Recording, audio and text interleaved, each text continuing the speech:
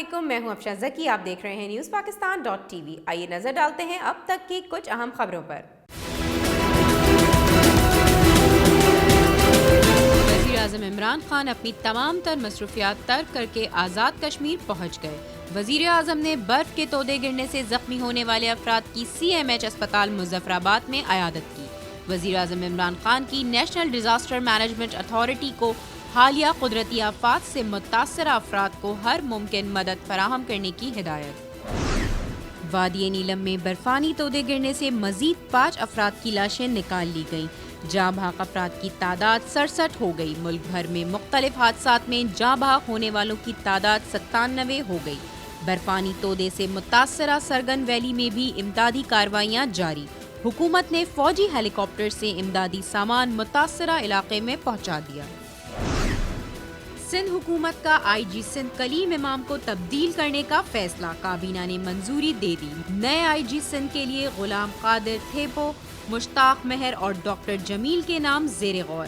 کابینہ ارکان کی اکثریت غلام قادر تھیپو کو نیا IG سندھ بنانے پر متفق۔ حتمی فیصلہ وزیر اعلیٰ سندھ مراد علی شاہ کریں گے۔ سپریم کورٹ نے حکومت کو نیا نیب قانون لانے کے لیے 3 ماہ کی مہلت دے دی۔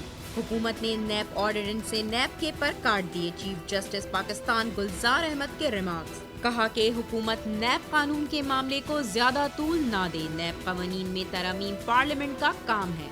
سپریم کورٹ نے نیب کی کسی دفعات کو غیر آئینی قرار دیا تو نیب فارغ ہو جائے گی۔ کیا حکومت چاہتی ہے کہ نیب کے قانون کو فارغ کرے؟ ANF نے رانا ثناء اللہ کی ضمانت سپریم کورٹ میں چیلنج کر دی۔ لاہور ہائی کورٹ نے رانا ثناء اللہ کو حقائق اور قانون کے متصادم ضمانت دی۔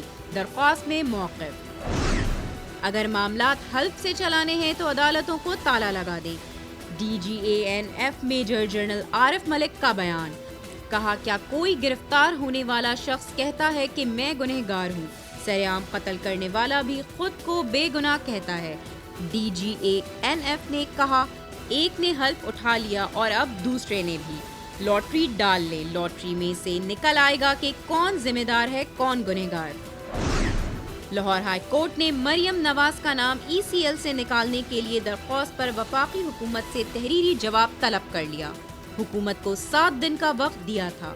حکومت بتائے مریم نواز کی درخواست پر تاخیر سے فیصلہ کیوں کیا گیا، دوران سماعت عدالت کے ریمارکس۔ سینٹ کی قائمہ کمیٹی برائے IT کے اجلاس میں بھی ٹک ٹاک گرل حریم اور سندل کے چرچے۔ 2 لڑکیاں وزراء کے ساتھ تصاویر بنا کر اسے بڑھا چڑھا کر پیش کرتی ہیں۔ اس فعل کو سائبر کرائم تصور کیا جائے۔ سینیٹر رحمان ملک کا موقف، کمیٹی کی چیئرپرسن روبینہ خالد نے کہا ٹوئٹر پر ٹاپ ٹرینڈ حریم شاہ ہیں، پرائیویسی متاثر کرنے کے فعل کی حوصلہ شکنی کی جانی چاہیے۔ سینیٹر فیصل جاوید کا موقف۔